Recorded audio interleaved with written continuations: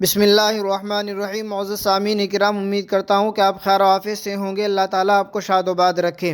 ناظرین کرام، ناخن کاٹنے کا سنت طریقہ کیا ہے، اسی کی مکمل وضاحت کے لیے علماء دیوبند کا فتویٰ دیکھ لیتے ہیں۔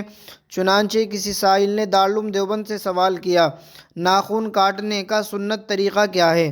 میں نے کئی لوگوں سے مختلف طریقے سنے ہیں، براہ کرم صحیح طریقہ بیان فرمائیں۔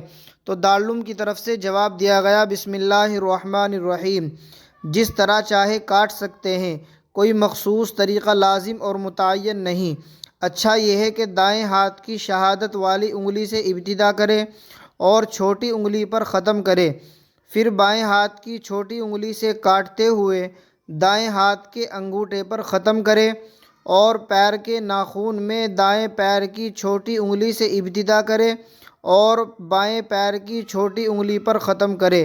فقط واللہ تعالی عالم۔ دارالافتاء، دارالعلوم دیوبند۔